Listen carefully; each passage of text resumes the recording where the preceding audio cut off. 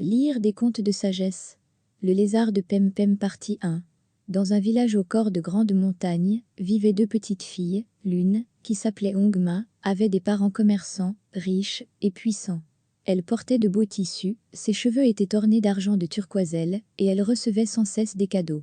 L'autre petite fille se nommait Pem-Pem. Son père était un pauvre gardien de yak, et elle avait perdu sa mère lors d'une grande avalanche de printemps. Pem-Pem ne possédait rien qu'une culotte en peau de mouton, une vieille paire de bottes et une grosse couverture de laine qu'elle avait elle-même tissée. Car, malgré son très jeune âge, elle travaillait. Ongma n'était jamais satisfaite. Chose étrange, plus elle était couverte de cadeaux, plus elle en voulait.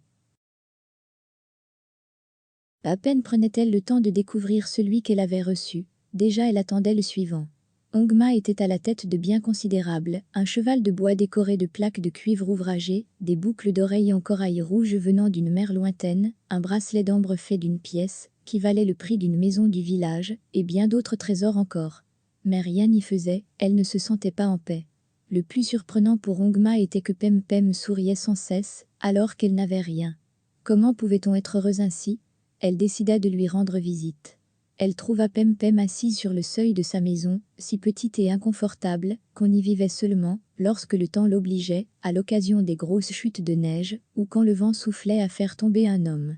La fille du gardien de yak tissait. « Bonjour, Pem-Pem, dit Ongma. » Elle se sentait un peu idiote, car tout à coup, elle ne se voyait plus demander « Pourquoi es-tu contente, et pas moi ?»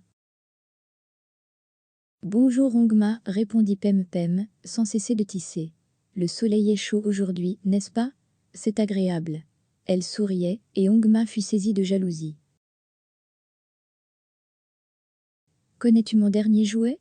C'est un serpent articulé, avec une langue de vrai velours, s'écria la fille des marchands.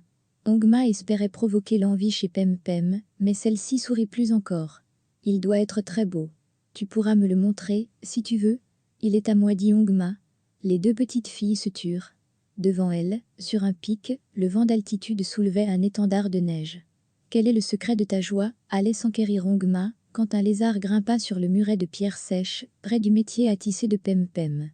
La fille du gardien de yak fit un immense sourire. Jean-François Chabat.